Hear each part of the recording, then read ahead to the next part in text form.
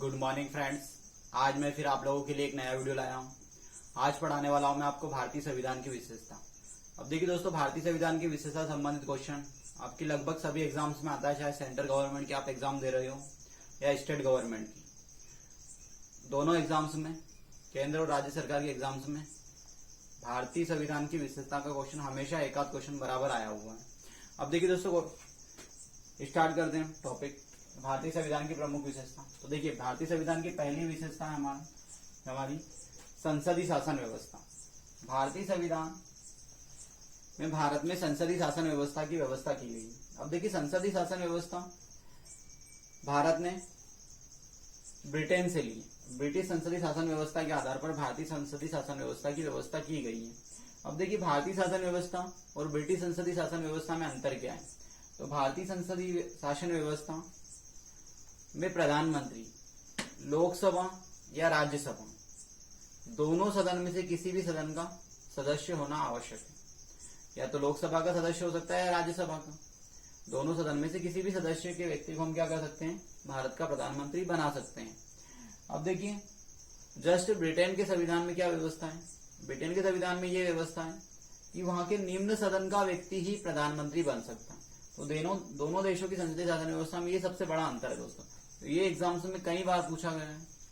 अब देखिए, इसके बाद अगली विशेषता है भारतीय संविधान की संघात्मक एवं एकात्मकता। संघात्मक एवं एकात्मक संविधान का मिश्रण है भारतीय संविधान। अब देखिए, भारतीय संविधान में कुछ उपबंध हमें बताते हैं कि भारतीय संविधान संघीय संविधान है, और कुछ उपबंध बताते हैं कि भारतीय संविधान एकात्मक शासन व्यवस्था है। अब देखिए, संघीय शासन व्यवस्था की बात करें तो संघीय शासन व्यवस्था किस प्रकार से कि भैया केंद्र में सरकार अलग होती है और राज्य में सरकार अलग होती है। तो ये संघीय शासन व्यवस्था को समझाता है। एकात्मक शासन व्यवस्था की बात करें तो भैया केंद्र सरकार द्वारा राज्यों में राज्यपाल की नियुक्ति होती है। तो राज्य का प्रमुख राज्यपाल होता है जो केंद्र के प्रतिनिधि के रूप में कार्य करता है। एकात्मक शासन व्यवस्था। इसके बाद अखिल भारतीय सेवाएं जो केंद्र के पास होती है, केंद्र के द्वारा दिए गए कैडेट ही राज्यों में होते हैं। तो एकात्मक शासन व्यवस्था की ओर संकेत करता है।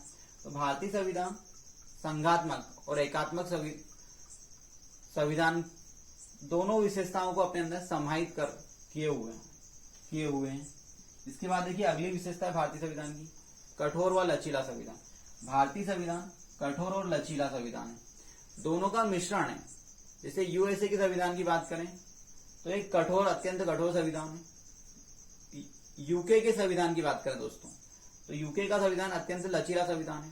भारतीय संविधान में दोनों संविधानों का मिश्रण है, मतलब भारतीय संविधान में कठोर भी है और लचीला भी आवश्यकता के अनुसार।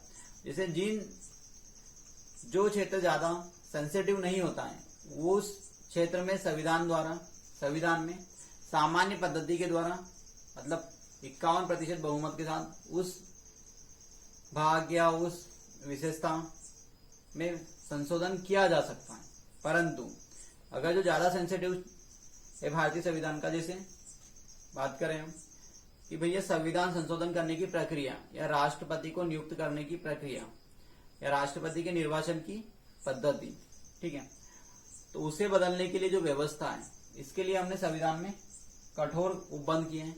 अगर भारत में कोई नया राज्य बनाना है तो इसके लिए संसद 51% बहुमत से विधेयक पारित करती है और आसानी से कोई भी राज्य बना सकती है भारत सरकार। तो ये लचीला संविधान का दर्शाता है।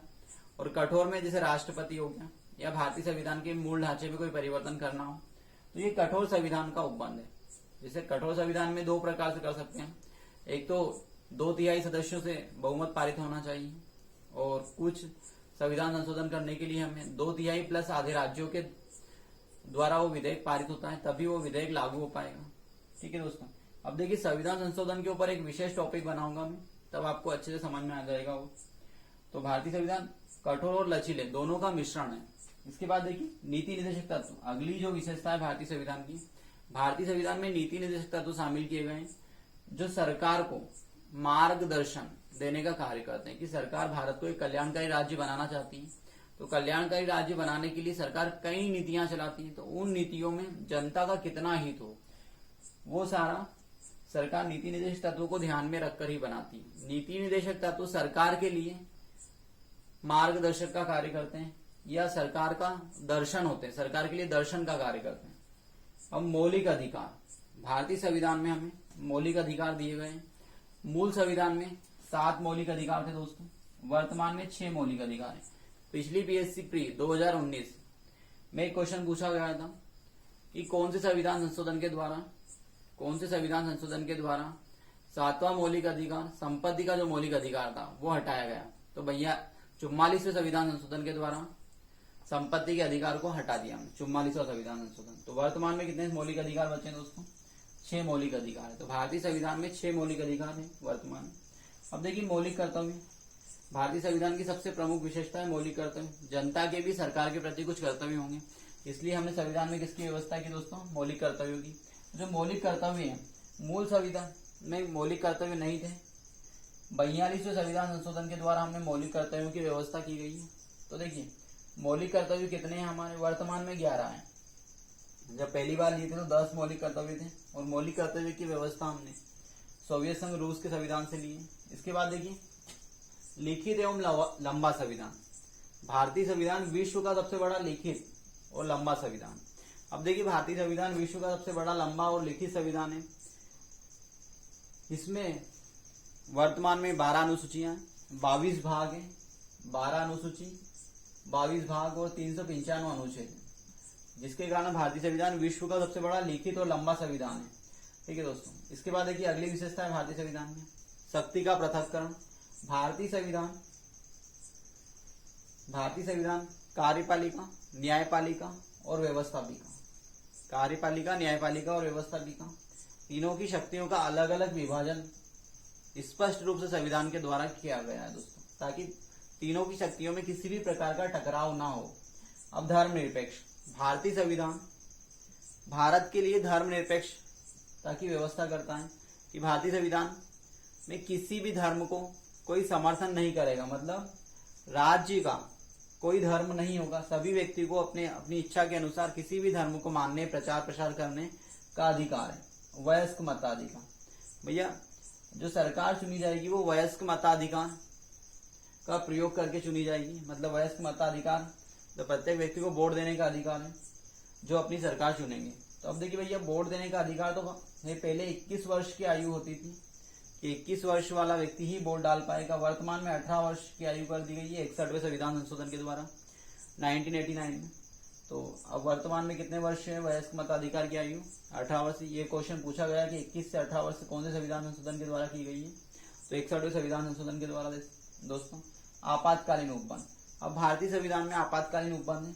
आपातकालीन जैसे युद्ध हो जाए, आक्रमण हो जाए, या किसी राज्य में संवैधानिक तंत्र विफल हो जाए, या देश में वित्तीय समस्या पैदा हो जाए, तो उसके लिए हमने संविधान में आपातकालीन उपबंध किए हैं। 352 के तहत राष्ट्रीय आपात लगाया जा सकता है, 356 के तहत राज्य में राष्ट्रपति शासन, और 360 में वित्तीय आपात लगाया जा सकता है।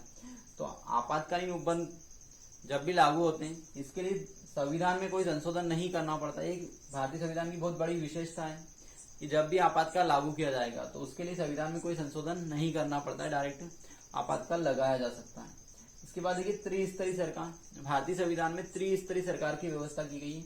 केंद्र में केंद्र सरकार, राज्य में राज्य सरकार, और स्थानीय स्तर पर स्थानीय स्वशासन की व्यवस्था की गई है 73 एवं 74वें संविधान संशोधन के द्वारा।